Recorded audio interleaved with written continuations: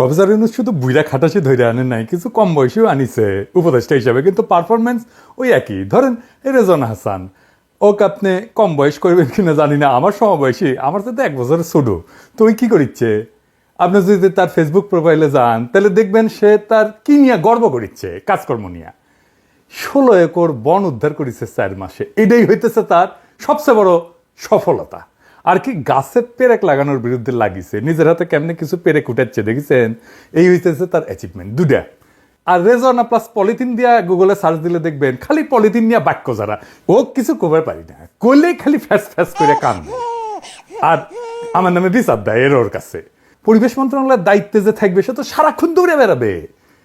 এই একটা মন্ত্রণালয় যা বাইরে থেকে একটা বিশাল অঙ্কের ফান্ড আর অনুদান আনতে পারে, জানেন এটা বাংলাদেশের জাতীয় বাজেটের প্রায় 7 থেকে 8% অর্থায়ন এই পরিবেশ মন্ত্রণালয় করতে পারে।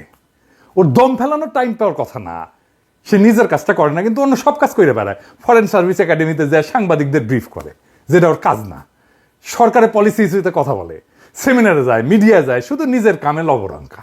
নদী উদ্ধার করতে পারবে না, দেখেন এই সময়ের মধ্যে কইছে। আবার জানাইছে তালিকা হইতেছে নদী খেকোদের। ইলিয়াস কইল যে দাদা ওই করে দেখি, সব দখলদার পলাইছিল অগাস্ট মাসে, সব ফাঁকা। ওই টাইমে নদীর খালের দখল উদ্ধার করা যেত, করে নাই। টাইমের কাজ টাইমে না করলে হবে, এখন বলে করা যাবে না উদ্ধার। যাই হোক, তারে কইছিলাম কি করা যায় সেটা কয়া দেব, কয়া দিলেও পারবে না জানি, কারণ ওর অ্যান্টেনার উপরে দিয়ে যাবে এগুলা। অনেকে কয় দাদা এত এত পরিকল্পনা দিলেন, কেউ তো শুনে না, শোনার কলে কথাও না, কেউ আসলে আর একজনের ভিশন বা পরিকল্পনা বাস্তবায়ন করতে পারে না। আমার জন্য এটা ভিশন, আমি যেটা ইমাজিন করি, কল্পনা করি, আর আরেকজনের কাছে, ওর কাছে রেজওয়ানার কাছে এটা টাস্ক বা কাজ। মানুষ নিজের ইমাজিনেশনের জন্য জীবন দিয়ে দেয়, টাস্কের জন্য দেয় না। রেজওয়ানা তো আমার চাকরি করে না, ও আমার ইমাজিনেশনকে কেন বাস্তবায়ন করবে? তাইলে কেন বলি? 2টা কারণে বলি। প্রথমে তরুণ প্রজন্মকে দেখাই দিই কাজটা আরো ভালোভাবে করা যাইতো, সে বুঝবে কাজটা কিভাবে করা যায়, তার চিন্তার দুয়ার খুলে যাবে, খুব কনভিনসিং ভাবে আমি এটা দেখাই। আর দ্বিতীয় কারণ হইতেছে যে আমার পরিকল্পনা আর out of the box idea যত বেশি মানুষ দেখবে, তত বেশি এই উপদেষ্টার যে কত বড় ভালচুন অপদার্থ সেটা বুঝতে পারবে। এবার আসেন রেজওয়ানার জন্য ক্লাসটা নেই। হ্যাঁ, আল্লাহর নামে শুরু করি। রেজওয়ানা মাথাত কাপড় দাও, নক করে বসে শুনবা, বুঝছাও। প্রফেসর একটা আইডিয়া আছে, তুমি নিশ্চয়ই জানো, 30, 3টে শূন্য, 0, 0, 0। তার মানে 0 দারিদ্র, 0 বেকারত্ব, আর 0 নেট কার্বন এমিশন। দারিদ্র নয় বুঝলাম, বেকারত্ব বুঝলাম, কিন্তু নেট কার্বন এমিশন কি হইলো? এটা 0 হইলে কি হাতি ঘোড়া হবি? কয়লা, তেল, গ্যাস ইত্যাদি পুরাই যে বিদ্যুৎ উৎপাদন করা হয়, গাড়ি চালানো হয়, কলকারখানা চালানো হয়, আর বনভূমি ধ্বংস করা হয়, এইটা থেকে কার্বন নিঃসরণ বাড়ে। ওই যে দেখেছেন না, কিছু পুরাইলে কালো ধোয়া বেড়ায়, গাড়ির পিছ থেকে কালো ধোয়া বেড়া বক বক কইরা, ওই কালো রংটা হইতেছে কার্বনের রং। এই কার্বন পরিবেশের জন্য ক্ষতিকর, কারণ এগুলা পৃথিবীর তাপমাত্রা বাড়ায় দেয়। তাপমাত্রা বাড়াইলে অনেক সমস্যা হয়, যেমন ধরেন তাপমাত্রা বাড়াইলে অনেক বরফ জমে আছে মেরু অঞ্চলে, সে বরফ গলে যায়, বরফ গলে গেলে সমুদ্রের পানি বেড়ে যাবে, সমুদ্রের পানি যদি বেড়ে যায় তাইলে নিচু অঞ্চল ডুবে যাবে, তাই না? তাই তো হচ্ছে আমাদের উপকূল অঞ্চলে, তাই না? এগুলো পৃথিবীর জন্য ক্ষতিকর। আপনি ধরেন আপনার নাক যদি বন্ধ করেন, দম নিয়েন না, দম না নিলে কার্বন বাড়ে কিন্তু শরীরে, কেঙ্কা লাগে করে দেখেছেন? করে দেখেন, আপনি যত কার্বন বাড়াবেন পৃথিবীতে দুনিয়ার শ্বাস আটকে আসবি, বুঝেছাও? গলা চাপ ধরে দুনিয়ার গলা চাপ দিয়ে মেরে ফেলামু আমরা। তো কার্বন নিঃসরণ কমাইলে কি লাভ? এই আমাদের পরিবেশ ঠান্ডা থাকবে, পৃথিবীর তাপমাত্রা ধীরে ধীরে ধীরে ধীরে কমে আসবে, ফলে ওই যে মেরু অঞ্চলে যে বরফ গলে যাচ্ছিল সেটা আর যাবে না, মেরু অঞ্চলে আবার বরফ জমবে, সমুদ্রপৃষ্ঠের উচ্চতা বৃদ্ধি হওয়া বন্ধ হবে, কমে যাবে, আমাদের নতুন জমি বাড়াবে, উপকূল অঞ্চলে নতুন জমি বাড়াবে, প্রাকৃতিক দুর্যোগ কমবে। এই যে ঘন ঘন জ্বর, বন্যা, খরা, দাবানল এগুলো হইতেছে না, দেখেছেন না? এই যে লস অ্যাঞ্জেলস জ্বলে গেল একেবারে, এগুলো কমে যাবে, স্বাস্থ্য ভালো থাকবে মানুষের। কম কার্বন নিঃসরণ মানে কম বায়ু দূষণ, ফলে শ্বাসকষ্ট হবে না, অ্যাজমা হবে না, হৃদরোগ হবে না, ক্যান্সার হবে না, এগুলো কমে আসবে। আর কি, বন্যপ্রাণী, জীববৈচিত্র্য, উদ্ভিদ, গাছপালা এগুলো রক্ষা পাবে। আর আমাদের যে ভবিষ্যৎ প্রজন্ম, তারা একটা বসবাসযোগ্য পৃথিবী পাবে, যেখানে বাস করে তারা শান্তিতে থাকতে হবে। সেটা তো আমাদের কাজ। আমাদের জিন্দেগি তো গেছেই, ওদের জন্য একটা ভালো পৃথিবী আমাদের রেখে যেতে হবে, তাই না? মানে ধরেন আমরা যখন পৃথিবীতে আসিছিলাম, আমরা যেটা পৃথিবী পাইছিলাম উনকা পৃথিবী রেখে যাওয়া লাগবে তো আমাদের ভবিষ্যৎ প্রজন্মের জন্য, তাই না? এটাই তো আমাদের দায়িত্ব। তো আমাদের সব মন্ত্রণালয়ের নানা কাজের মধ্যে এই 3-0 পলিসি থাকতে পারে। কোনোটা হয়তো 1টা 0 নিয়ে কাজ করবে, কোনোটা 2টা 0 নিয়ে কাজ করবে, কিন্তু রেজওয়ানার মন্ত্রণালয়, এই পরিবেশ মন্ত্রণালয় পুরো 3টা 0 নিয়ে কাজ করতে পারে। কেমনে? এই যে কার্বন, এইটার নির্গমন, এটা কমানো এবং পরিবেশের সুরক্ষার জন্য আন্তর্জাতিক জলবায়ুর এটা ফান্ডিং আছে, সাহায্য আছে। এবং তারা কি করে? তারা কার্বন নির্গমন সম্পর্কিত অনুদান দেয়। যে কার্বন নির্গমন যদি আমি কমাইতে পারি তাহলে আমার অনুদান দেবে। তার মানে ধরো এই যে ইট ভাটা থেকে যে আগুন বেরোচ্ছে, কালো ধোঁয়া বেরোচ্ছে, তারপরে গাড়ির থেকে যে কালো ধোঁয়া বেরোচ্ছে না, ওইটা যদি আমি বন্ধ করতে পারি তাহলে গেলে আমাকে টাকা দিবি ওরা, বুঝছাও? এই কাজের টাকা পাওয়া যায়। তো কে কে দেয় টাকা? এইটার নাম আছে, একটা বিরাট খটোমটো ইংরেজি নাম আছে, আমি বাংলাত করছি আর কি। বৈশ্বিক জলবায়ু অর্থায়ন বলে। উন্নত দেশগুলো, আমার এটি প্যারিসে আমি যেটি থাকি না, এটি এসে এটা চুক্তি করেছিল প্রত্যেক বছর 100 বিলিয়ন অনুদান এবং সহজ শর্তে ঋণ দিবে। 100 বিলিয়ন ডলার। বিশ্বব্যাংক কত দেয় জানেন? 30 বিলিয়ন ডলার দেয় বছরে। মানে বিশ্বব্যাংকের চাইতে 3 গুণের বেশি টাকা অনুদান আর সহজ শর্তে ঋণ পাওয়া যায় এটি থেকে। সোনার খনির উপরে বসে আছে এই মন্ত্রণালয়, রেজনা, আর ওই বসে আছে ফরেন সার্ভিস একাডেমিতে প্রেস ব্রিফিং করার লেখা। তো টাকা আনা লাগবি না বাংলাদেশে? এখন দেখেন এই ফান্ড সবচেয়ে বেশি কারা কারা নেয়, পাইছে কারা কারা? সবচেয়ে বেশি পাইছে ইন্ডিয়া।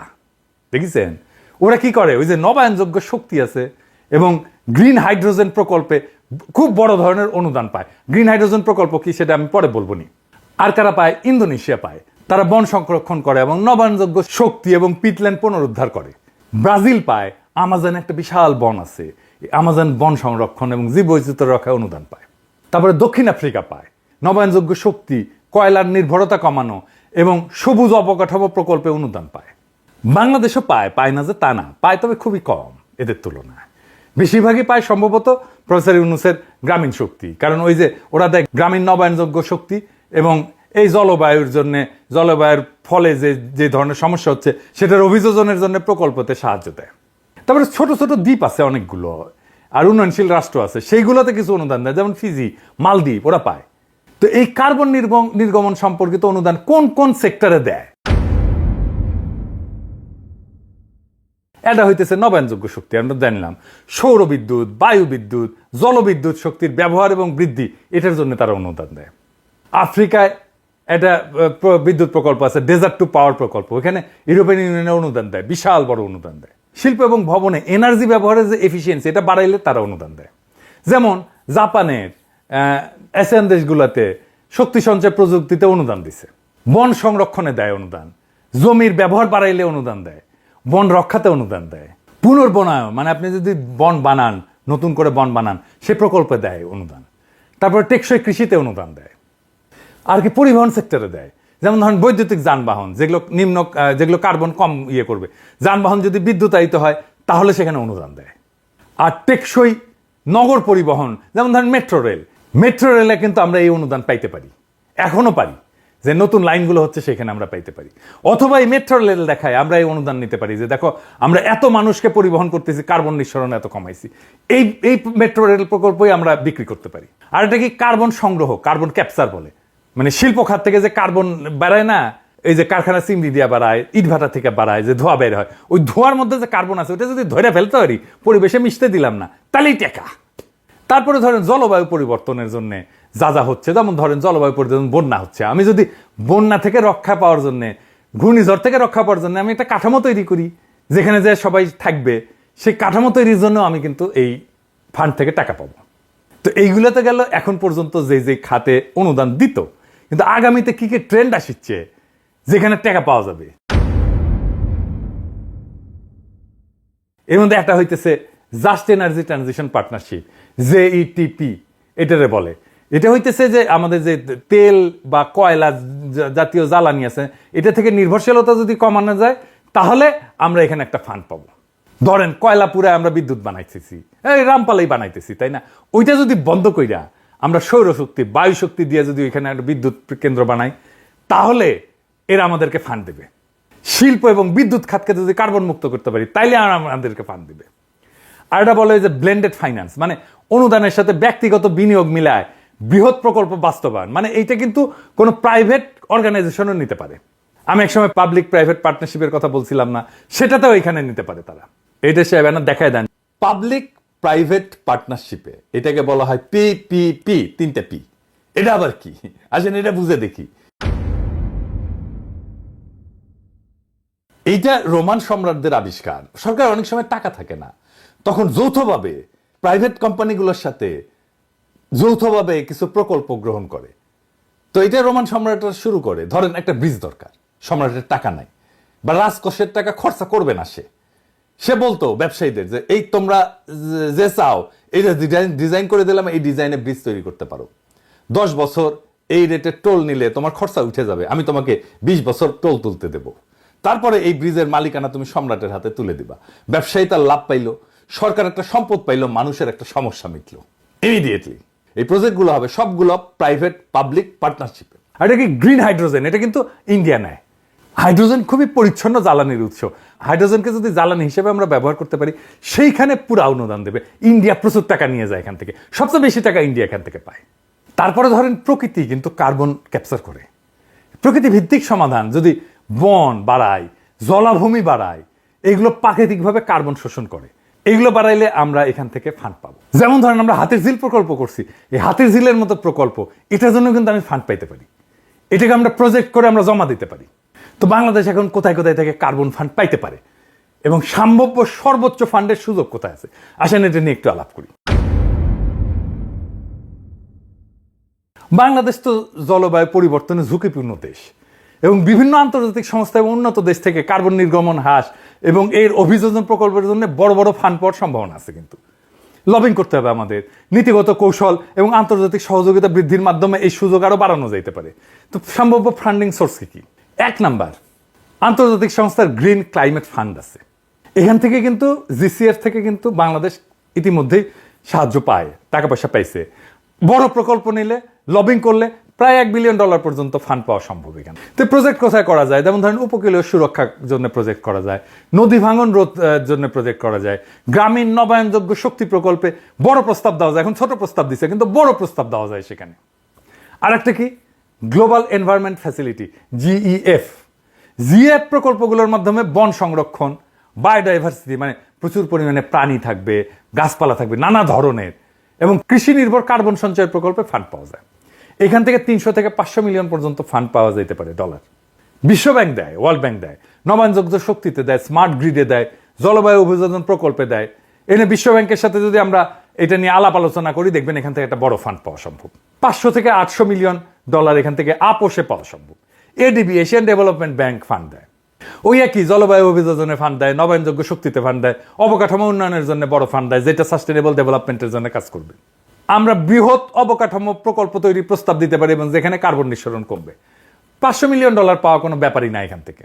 কিছু কিছু উন্নত দেশ কিন্তু এই ব্যাপারে ফান্ড দেয়, যেমন নর্ডিক দেশগুলো, যেমন সুইডেন, নরওয়ে, ডেনমার্ক, প্রচুর ফান্ড দেয় এটার জন্য। এই 3টা দেশে আমাদের যে এমবেসি আছে, ডেনমার্কের রাষ্ট্রদূত, বাংলাদেশের রাষ্ট্রদূত, উনিও বলছেন আমাকে, কিছুদিন আগে ওনার ওখানে গেছিলাম, দেখা করছিলাম, খুব আতিথেয়তা করছিলেন, এবং উনি আমাকে বলছেন যে আমাদের এখানে প্রচুর ফান্ড আছে এবং আমরা যদি এই ডেনমার্কের এমবেসিকে কাজে লাগাইতে পারি, আমরা প্রচুর ফান্ড নিয়ে আসতে পারবো। বাংলাদেশের উপকূলীয় এলাকায় প্রাকৃতিক সম্পদ সংরক্ষণ এবং স্থানীয় মানুষের জীবিকা উন্নয়নের জন্য এই নর্ডিক দেশগুলো অনুদান বাড়াইতে পারে। আর ধরেন $300-400 মিলিয়ন তো পাওয়া সম্ভব এখানে। ইউরোপিয়ান ইউনিয়ন তারা ফান্ড দেয়। ইউরোপিয়ান ইউনিয়নের গ্রিন বিল প্রোগ্রাম আছে, এর আওতায় নবায়নযোগ্য শক্তি এবং কার্বন নির্গমন হ্রাস প্রকল্পে ফান্ড পাওয়া সম্ভব। $1 বিলিয়নের বেশি ফান্ড পাওয়া সম্ভব এখান থেকে। জাপান দেয় এখানে ফান্ড, এখানে এনার্জি এফিসিয়েন্সি বাড়ানোর জন্য তারা ফান্ড দেয়। গ্রামীণ অবকাঠামো এবং টেকসই কৃষি প্রকল্পে এরা ফান্ড দেয়। এখান থেকে $400-500 মিলিয়ন পাওয়া যেতে পারে। এটা ছাড়াও এগুলো তো গেল সরকার ফান্ড, এটা ছাড়াও বেসরকারি খাত এবং ফাউন্ডেশনও ফান্ড দেয়। কিন্তু Bill and Melinda Gates foundation ওরা ফান্ড দেয়, জলবায়ু অভিযোজনের জন্য দেয়, কৃষি খাতে কার্বন নির্গমন হ্রাস প্রকল্পে অর্থায়ন করে এরা। এখান থেকে খুব যে বেশি পাওয়া যাবে তা না, কিন্তু $50 থেকে $100 মিলিয়ন পাওয়া যায়, এটাই কত, তো তাই না? কে দেয় এত টাকা? তারপরে রকফেলার ফাউন্ডেশন ওরাও দেয়, এই নবায়নযোগ্য শক্তিতে দেয়। এরা বিল মেলিন্ডা গেটস ফাউন্ডেশন থেকে একটু বেশি দেয়, বা ধরেন $200 মিলিয়ন তো এখান থেকে পাওয়া সম্ভব। তাই এই ফান্ড পাওয়ার জন্য আপনি কি করবেন? প্রথম কাজ হচ্ছে জলবায়ু পরিবর্তনের ঝুঁকিপূর্ণ দেশ হিসেবে বাংলাদেশকে তুলে ধরতে হবে। বাংলাদেশ জলবায়ু পরিবর্তনের সবচেয়ে ক্ষতিগ্রস্ত দেশগুলোর তালিকায় আছে। এইটা আমাদের জন্য একটা সবচেয়ে বড় পয়েন্ট। কল লাগবে যে বড় ফান্ড না পেলে বাংলাদেশের অর্থনৈতিক এবং পরিবেশগত স্থিতিশীলতা হুমকির মুখে পড়বে। এটা ছাড়া আঞ্চলিক এবং বহুপাক্ষিক লবিং করতে হবে। G77 আছে, চায়না আছে, SIDS আছে, আবার এই LDC একটা ব্লক আছে, এদের সাথে একত্র হয়ে উন্নত দেশগুলোর কাছে চাপ সৃষ্টি করতে হবে এবং বড় বড় এবং বহুমুখী প্রকল্প প্রস্তাব তৈরি করতে হবে।